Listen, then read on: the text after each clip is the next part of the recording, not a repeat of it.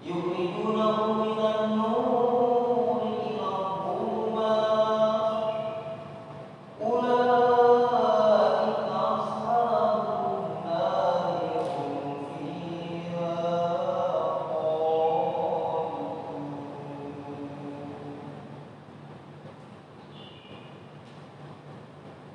الله أكبر.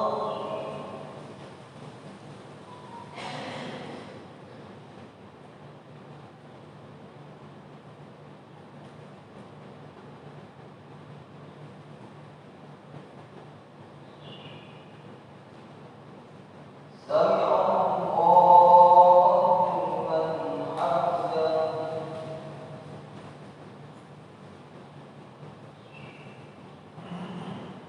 الله أكبر.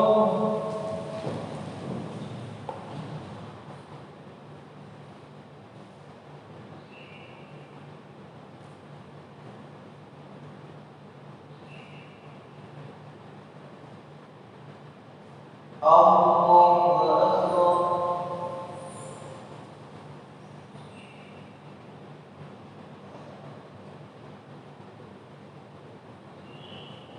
الله أكبر.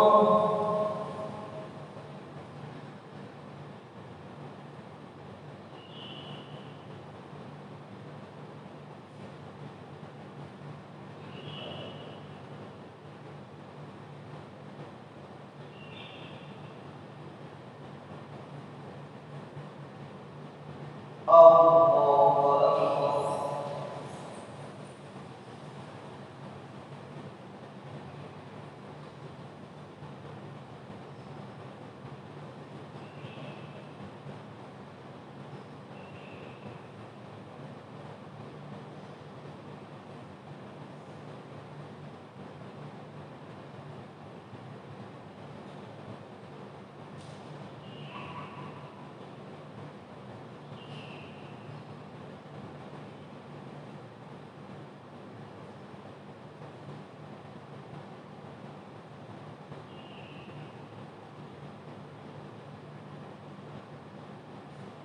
السلام عليكم ورحمة الله. السلام عليكم ورحمة الله.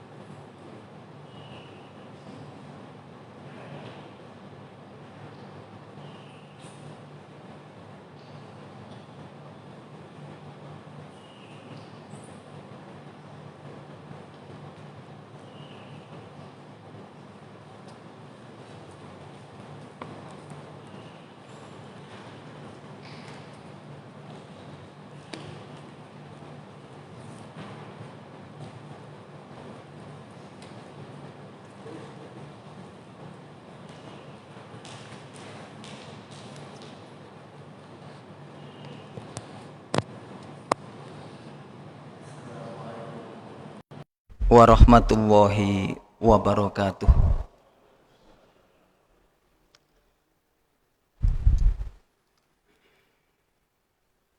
Alhamdulillah. Alhamdulillahi rabbil alamin. Wa bihi nasta'in ala umurid dunya waddin. Ashhadu an la ilaha illallah wa ashhadu anna Muhammadan abduhu wa rasuluh. Allahumma sholli wa sallim wa barik ala Muhammadin wa ala alihi wa ashabihi ajmain. Amma ba'du. Faya ayyuhal hadirun. Sidang jamaah sholat subuh Masjid Darut Taqwa rahimakumullah. Pertama dan yang paling utama, di kesempatan pagi hari yang sangat indah ini, marilah kita selalu terus berusaha meningkatkan rasa syukur kita, meningkatkan keimanan dan ketakwaan kita kepada Allah. Setelah kita beristirahat semalam, sungguh mudah-mudahan Allah menjadikan kita menjadi hamba-hamba yang beruntung. Bangun pagi, melaksanakan sahur, kemudian hati kita masih tergerak menuju ke rumah Allah untuk melaksanakan sholat subuh berjamaah. Bahkan kalau kita awali sebelum sholat subuh dengan sholat sunnah, qobliyah subuh, jenengan adalah termasuk orang-orang yang paling kaya di dunia ini. Apalagi sholat subuh berjamaah, istiqomah kita lakukan setiap hari. Bapak dan Ibu, sungguh kami bersyukur Allah mentakdirkan kami pagi hari ini di bulan suci Ramadan. Allah mempertemukan saya dengan jamaah Masjid Nur Hidayah, Masjid Darut Taqwa yang sekian lama telah kami berhijrah ke kota baru. Rasanya dengan lewat kuasanya Allah memerintahkan Pak Musafa menghubungi kami, dijalinkan supaya bisa bersilaturahim dengan jamaah sekalian. Mudah-mudahan forum ini senantiasa diberkahi oleh Allah Subhanahu wa taala. Amin. Bapak dan Ibu hadirin, Ramadan begitu cepat berjalan. Ujuk-ujuk sudah dapat berapa hari Bapak dan Ibu kita melaksanakan puasa. Dan hari ini insya Allah hari keberapa? Ke-6 apa ke-7? Subhanallah. Setiap subuh mesti ada kultumnya Bapak ya. Setiap hari, subhanallah. Ramadan ini sungguh sangat luar biasa. Dan Ramadan ini beda dengan Ramadan yang lalu. Subhanallah. Ramadan yang lalu kami bersama jamaah tidak bisa melaksanakan sholat karena masjidnya ditutup. Sehingga kita selama 1 bulan suntuk berjamaah bersama keluarga. Tapi Ramadan kali ini kita sudah diberikan kelonggaran. Masjid-masjid sudah banyak yang buka. Tetap dengan memakai protokol kesehatan yang sangat ketat seperti ini. Bahkan kita sholat pun masih menggunakan masker. Tapi mudah-mudahan dengan hadirnya Ramadan ini, bumi mulai bercahaya kembali. Dan mudah-mudahan Allah segera mengangkat ujian yang kita rasakan bersama, dampaknya sangat luar biasa. Tidak hanya ujian itu berupa menyebarnya virus corona saja, Tapi di tahun 2021 ini sungguh sangat luar biasa. Badan Penanggulangan Bencana di Indonesia ini, pas tanggal 15 Februari yang lalu, mencatat ada 197 bencana di tahun 2001. Baru berjalan 1 bulan setengah. Itu dicatat ada 197. Kasus yang terbanyak bencana banjir. Termasuk di Jakarta, ada yang rumahnya itu tenggelam sampai sak leher begini. Dan ada satu keluarga kebeteng gak bisa keluar dari rumahnya. Kemudian minta tolong lewat WA. Divideokan kemudian di-share. Lalu dijemputlah dari Pemda, Pemkot untuk menjemput si orang. Hadirin, sungguh. Tetapi sebenarnya Ramadan ini merupakan wadah kita,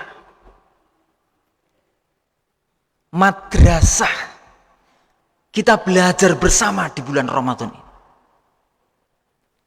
Ramadan ini betul-betul dijadikan sebagai madrasah kaum muslimin, pendidikan bagi kaum muslimin. Coba jenengan bayangkan, setiap tarawih hampir seluruh masjid dan musola mesti ada kultumnya, ada ceramahnya. Subuh pun begitu. Sama di masjid kami juga begitu. Setiap subuh, setiap tarawih ada kultumnya, ada pencerahannya, ada ceramahnya. Sungguh ini merupakan sebuah wadah pendidikan yang sangat luar biasa. Tetapi Bapak dan Ibu, semuanya itu kembali kepada diri kita masing-masing. Sungguh sangat luar biasa jika kita pandai-pandai mengambil semuanya sebagai satu pembelajaran. Sangat luar biasa. Ramadan ini kita dilatih oleh Allah untuk menjadi manusia yang selalu mawas diri. Betul-betul kita ini dilatih untuk mengendalikan diri kita. Dilatih oleh Allah supaya diri kita ini senantiasa mampu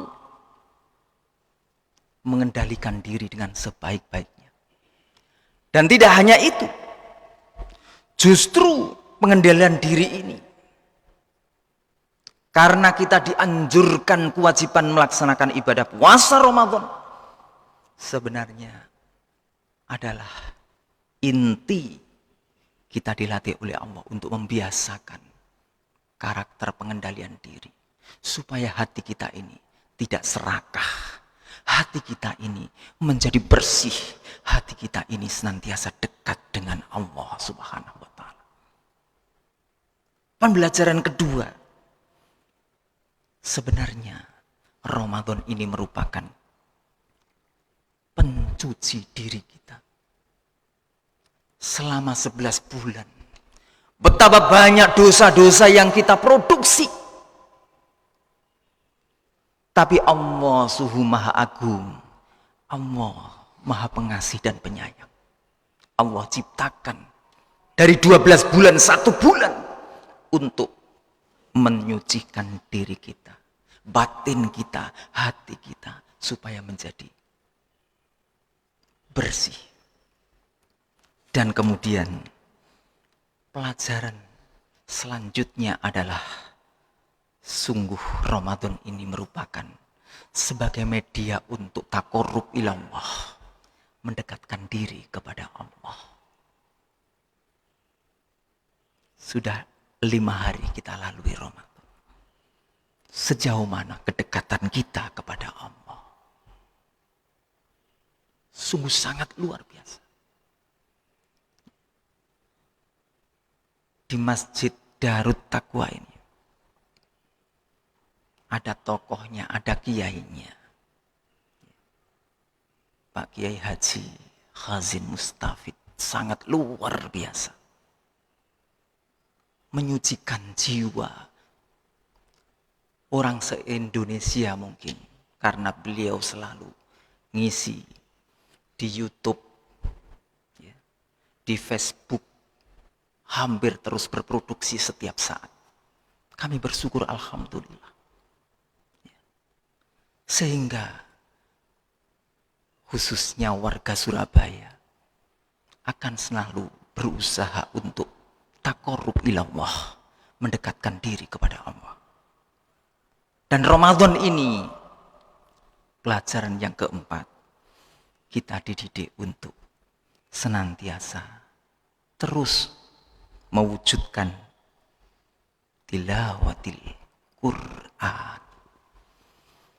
Karena ternyata di Ramadan inilah Bapak dan Ibu, Allah turunkan Al-Quran.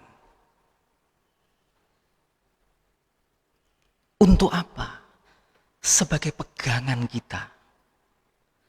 Sebagai kunci keselamatan kita. Menuju kehidupan kita yang kedua, yaitu kehidupan akhirat. Bapak dan Ibu. Tetapi kata Profesor Dr.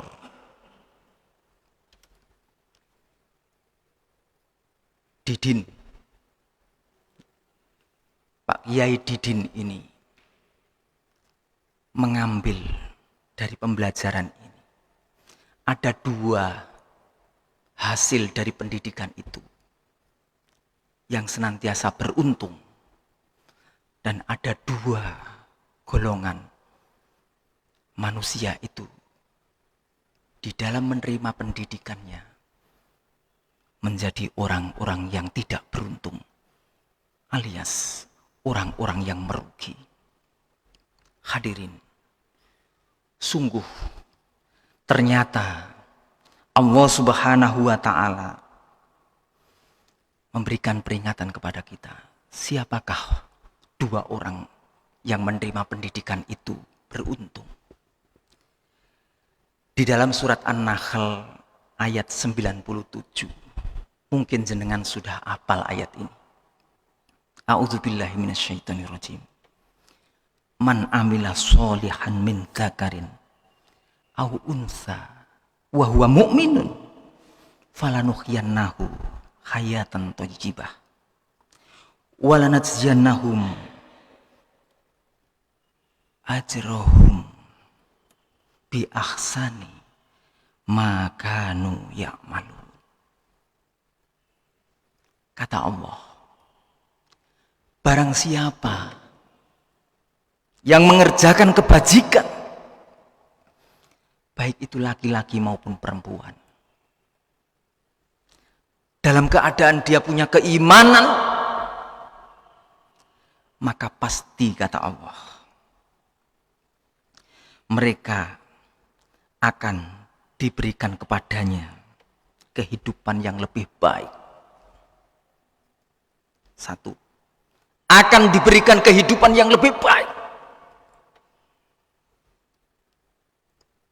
Dan yang kedua, kami akan berikan balasan kepada mereka dengan pahala yang lebih baik dari apa yang dia kerjakan. Subhanallah. Inilah orang Islam yang pertama, kaya, sungguh sangat luar biasa. Kalau dia punya modal keimanan yang kokoh, Allah akan memberikan keberhasilan. Sebenarnya pendidikan dunia ini, rangkaian kehidupan kita ini sebenarnya semuanya adalah pendidikan dari Allah.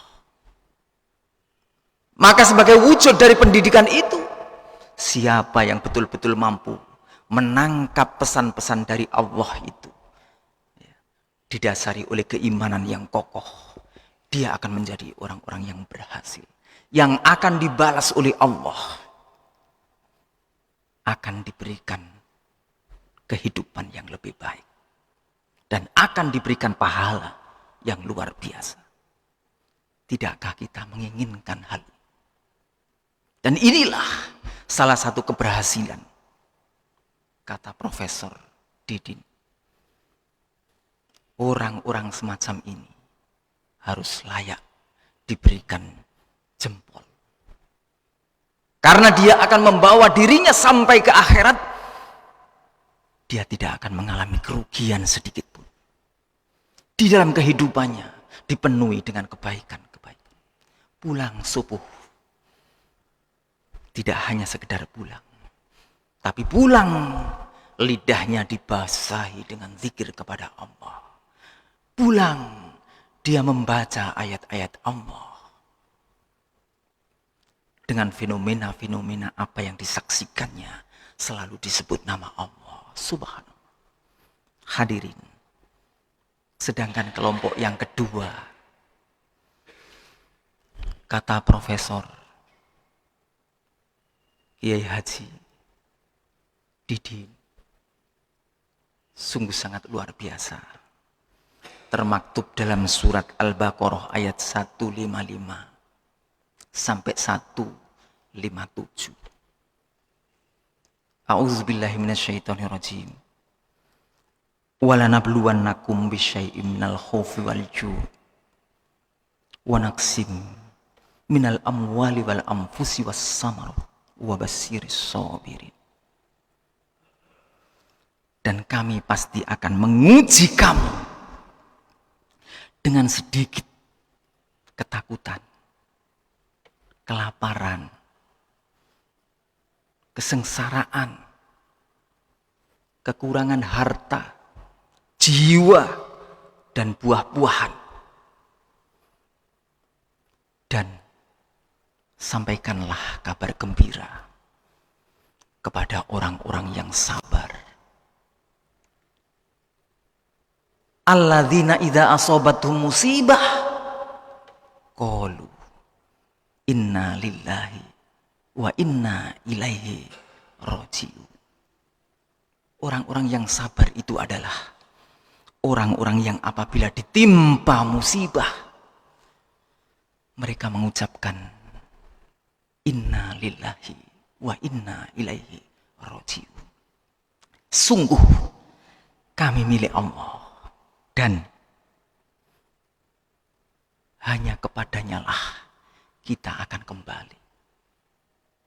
Kata Allah, sungguh ini sangat luar biasa. Kita memang diberikan banyak ujian. Ujian yang kita rasakan sungguh sangat luar biasa. Ada rasa kekurangan, ada musibah, jiwa, harta, dan lain sebagainya. Yang tadi saya sebutkan, khususnya di tahun 2021 ini, ada 197 tadi. Belum lagi, itu tanggal 15 Februari yang lalu. Sekarang, subhanallah. Siapa nyangka kemudian ada gempa di Malang. Semuanya itu ujian. Tapi kata profesor, tidak semua yang diuji itu kemudian berhasil. Dan inilah orang golongan yang kedua. Dia tetap sabar. Menghadapi ujian-ujian. Termasuk di bulan ini jamaah sekalian. Kita diuji oleh Allah untuk menahan diri. Tidak makan di waktu siang. Tidak boleh kumpul suami istri. Mulai fajar sampai menjelang maghrib. Ujian bagi kita. Tapi sekali lagi, tidak semua orang bisa berhasil. Hanya orang-orang yang sabar. Yang mampu mengendalikan dan memahami akan takdir Allah ini. Subhanallah. Sangat luar biasa jamaah sekalian. Mudah-mudahan dua golongan ini kita termasuk di dalamnya. Hadirin, kemudian dua golongan yang dikatakan oleh profesor ini tadi.